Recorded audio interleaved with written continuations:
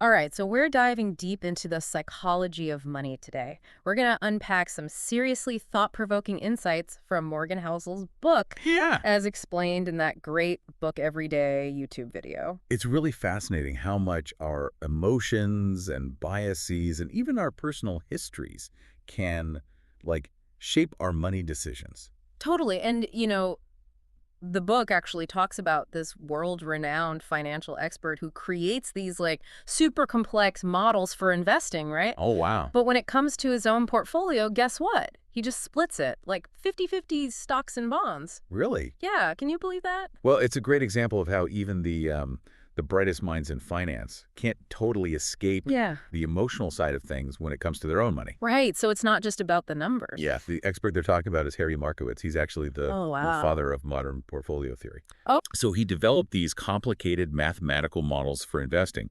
But when it came to his own money, he went for the simple approach, prioritizing peace of mind over potential gains. okay, wait, hold on. Back up for a sec. Modern portfolio theory. For those of us who don't speak finance, what is that exactly? Yeah, so basically modern portfolio theory is like a framework Okay. for building an investment portfolio to maximize returns Right. for a given level of risk. Right. It's all about finding that sweet spot between risk and reward. Got it. Okay. So this guy, Markovitz, he basically invented like data-driven investing, but then didn't even use it for himself. Yeah, I know, right? I got to hear more about this. So he admitted that, when he pictured like potential losses or missed opportunities, it triggered a really strong emotional response for him. Oh, wow. The thought of the market like taking off while he was only partially invested or um, crashing when he was all in, that just stressed him out too much. Yeah, I see that. He decided to prioritize his emotional well-being. I It's a good reminder that we're all human. Even, the most rational minds can be influenced by emotions. That's wild. I mean, if he chose simplicity over complexity, what does that say for the rest of us? It's a really important point. Your investment strategy needs to work with your own emotional wiring, Yeah. not just, some theoretical model. Right, right. It's really about, can you sleep at night knowing how your money's invested? That's the question everyone needs to ask themselves. That makes a lot of sense. It's not just about chasing returns. It's about finding a strategy that lets you actually like live your life Exactly. without stressing about your portfolio constantly. The book also talks about how important it is to align your investments with your values and interests. Oh, interesting. If you're genuinely excited about a company or what they stand for, you're way more likely to stay invested Right. for the long haul, even when things get a little rough. Totally. So instead of just blindly picking like stocks or funds, you got to think about what gets you excited Yeah, about the financial world. It could be investing in renewable energy if you're passionate about, sustainability Okay. or supporting businesses that align with your ethics. Yeah. It's all about making that personal connection Right. to make it more meaningful. I love that. And speaking of the long haul, the book also talks about how patience is key, right? Oh, yeah, totally. It's like growing an oak tree. Hmm. Building wealth takes time, consistency, and being okay with riding out the inevitable storms. So no get-rich-quick schemes, huh? Definitely not. Housel even mentions a study that found that when you hold investments for a decade, it increased the chance of profit to 88%. Wow, 88%. Yeah, time is your best friend in the market. That's amazing. So if we're not trying to time the market perfectly, then what should we be focusing on? It's really about consistency and persistence. Okay. It's about creating a sound investment plan Mm-hmm. that you actually believe in and that helps you stay focused on your long-term goals. Right. So you don't get caught up in all the daily ups and downs. Yeah, because it's so easy to get distracted, Definitely. especially when you hear everyone talking about the next big thing. Exactly. But, what about those times when life throws you a curveball? How do we plan for that? Yeah, that's a good point. That's where this idea of a margin of safety comes in. Okay. Think of it like a cushion, a financial cushion for those unexpected things in life. Okay, so that sounds pretty important. How do we actually build that cushion? Well, it's not about avoiding risk entirely. It's about managing it in a smart way. Right. A practical way to think about it is always assume your income is going to be 10% lower Oh, okay. and your expenses are going to be 10% higher Interesting. than you planned. Okay. That difference gives you a buffer Right. for those unexpected things. So it's less about like being pessimistic and more about being prepared. Exactly. It helps you weather those financial storms, Yeah. and it also lets you grab opportunities when they come up. Oh. So let's say you find a great investment opportunity, Yeah. but the price is a little high. Right. Having that margin of safety allows you to take that chance, knowing you have that cushion if things don't go perfectly. Makes sense. It's about being prepared to act Yeah. when the time is right. I like that. And, the book talks about Michael Moritz from Sequoia Capital, and he Oh, says man. their success is all about longevity, which they achieve by having that wide margin of safety. That's such a great example. I mean, Yeah. Sequoia Capital is like one of the most successful venture capital firms out there, and their whole approach just shows how powerful it is to play the long game. Yeah, it's like they're building that solid oak tree, Right. growing slow and steady. Exactly. But here's something I've been wondering about. How much do our past experiences actually affect, like, our money attitudes? Oh, that's a great question. Are we really that influenced by our history? The answer is a big yes.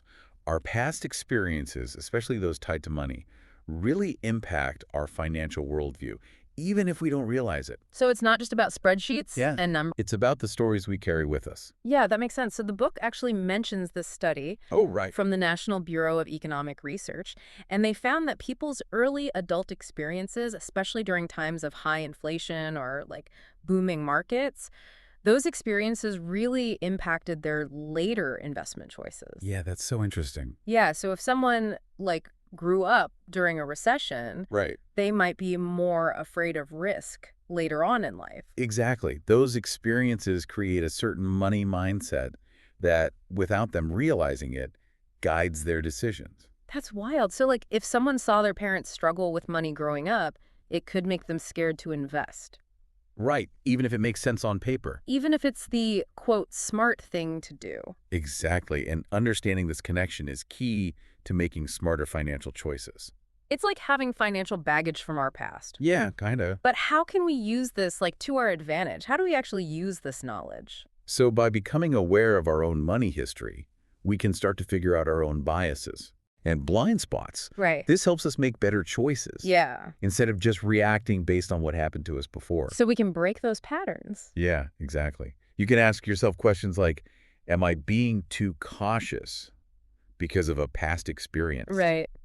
Or am I being reckless because I saw someone else get lucky doing it that way? This is mind-blowing. It's a whole new way of looking at financial literacy. It gets even more important when times are uncertain, like economically. Yeah, I can see that. We got to be mindful of how those past experiences are shaping how we react to the changing world around us. So it's about like being mindful and empathetic and adaptable. Precisely. We need to be patient with ourselves and with other people. Yeah. And we got to see these challenges as opportunities to grow and adapt. I love that. It's about finding a way to thrive in a world that never stops changing. And that's what we're going to keep exploring in the next part of our deep Definitely. dive. We'll talk about how understanding the psychology of money can help you build wealth, but also create a sense of security and well-being, Perfect. even when the world feels unpredictable. Awesome. Well, I can't wait to dive into that. It's pretty amazing when you think about how understanding these financial mindsets can help us understand other people's decisions too. Oh, yeah, for sure. Like, haven't we all seen people make, money choices that just leave you scratching your head? Exactly. So instead of judging, we can try to see things from their perspective Yeah. and understand what experiences might have led them there. So it's like instead of thinking, what were they thinking? It's more like, what's their story? Right. It's about having empathy, not just in our personal lives, but also in how we see those financial decisions around us. I like that a lot. And this is especially important, I think, when we're talking about the economy as a whole, right? Because Housel talks about this thing called the scar effect, Oh, yeah. where like after a big financial crisis, people and institutions can become way more cautious and like risk averse. It makes sense, though, right? Like, the memory of that crisis kind of sticks around Yeah. even after things have gotten better. Totally. It's like even when the numbers are good, the emotional impact is still there. Exactly. And we saw this big time after the 2008 financial crisis. Oh, yeah. Even as the economy started to recover, companies were holding on to tons of cash. Right. And families were saving way more than usual. Yes, because they were scared. Exactly. Those psychological scars from the crisis really impacted how people behaved for years. So it's not just about the actual numbers, it's the feelings and memories tied to those tough financial times. That's it. And this pattern pops up again and again, not just in 2008. Oh, really? We saw it after the Great Depression, Wow. after the dot-com bubble burst. Right. Basically, any major financial event. Yeah. It leaves its mark on how we all think about money.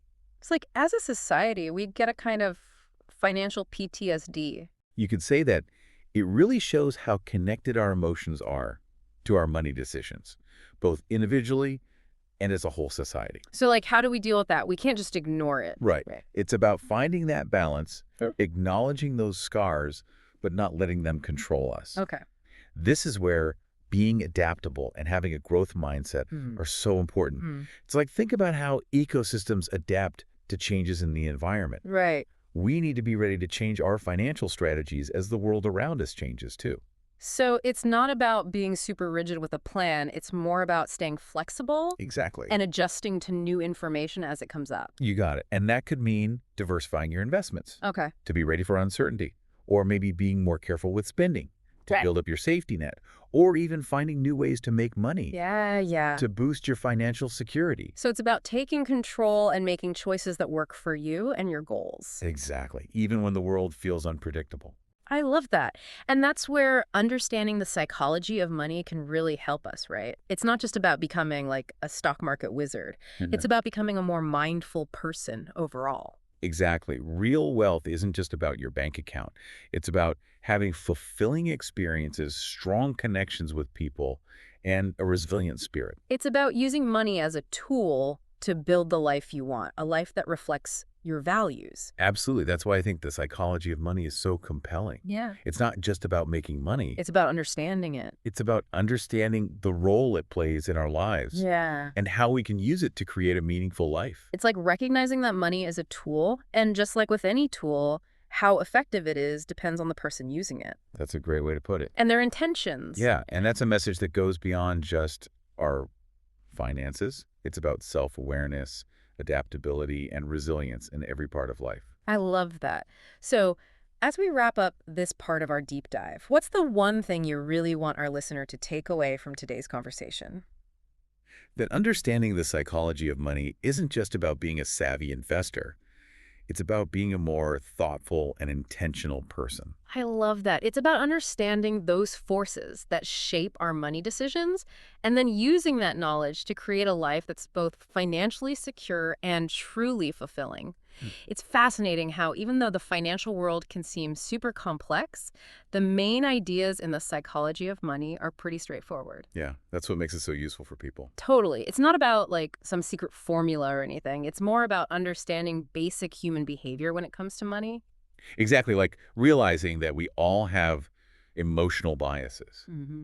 and that being patient is really important for success. Right. And, having a safety net is crucial in a world that's constantly changing. Yeah, it's like those life lessons that just apply to everything. Totally. Relationships, personal growth, you name it. And like with any skill, mastering the psychology of money takes practice. Definitely. And you got to keep learning. So it's a journey. Yeah. It's not just a one-time thing. It's about applying these ideas and getting better over time.